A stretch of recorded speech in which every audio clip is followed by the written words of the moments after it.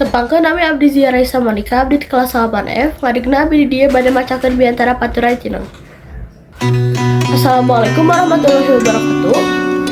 Puji sinarang syukur kasangakeun ka Gusti Nu Maha Suci.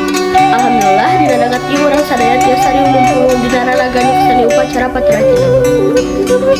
Beres sempeuring sabaraha kanca bade ngaturkeun di sakola sabada tamat ajar salami 3 tahun.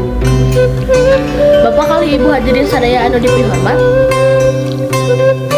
Simkuring pun Zia Raisa Monika ngadeg di tempat minangka wakil ti rerencangan kelas 8 hoyong sasanggam ngedalkeun katerek angan. Munggu ari waktu asa nyiak pisan sajorelat.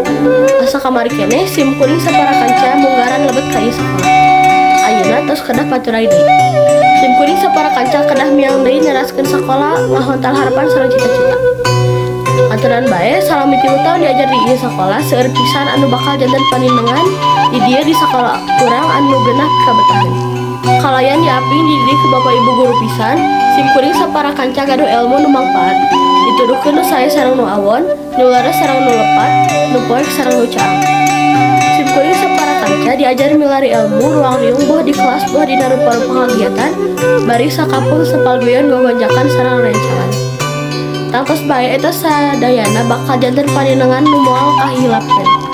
Tangtos bakal nyerep dina angan janten obor nu nyaangan jalan sorangan. Gaya anu tiasa kapisangem iwal ti hatur sewu nuhun kana pirang-pirang kasaean ibu kali bapak sadayana.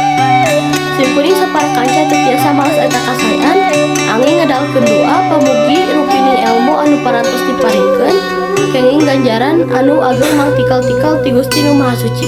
Amin. Atuh salami simkuring diajar di ieu sakola kantaran bae seueur pisan kalepatan, seueur pisan sikap sareng paripolah nu sakapeung mata krungsi ngajengkelkeun. Jalaran kitu ngawakil rerencangan sadayana dina danget ieu simkuring nyuhunkeun dihapunten dina samudaya kalepatan sareng kaluluputan. Slik putih cerak herang, caang bulan 14 urang nglubarkeun samudaya kalepatan sareng kaluluputan. Pamungkas simkuring sapara kanca nyuhunkeun pidua ti bapak kali ibu guru sadayana. Pamugi sadaya alumni nu lulus tahun ieu tiasa neraskeun sakola lungsur laksar, daya halangan, hurungan, ngucruk ilmu di tingkat nu langkung luhur. Meser kaos di kaputan meser sendal sareng pita abdi mias rek pamitan rek ngahontal cita-cita. Kamari bawara gaji, ayeuna rek moal lisah, kamari urang ngahiji, ayeuna urang papisah. Rupina sakitu nu kapihatur, hapunten bilih aya basa nu kirang merenah larapna. Bobo sapanaon carang sapakan, langkung seueur bahe carek. Hapunten nu kasuhun, wabillahi taufiq wal hidayah. Wassalamualaikum warahmatullahi wabarakatuh.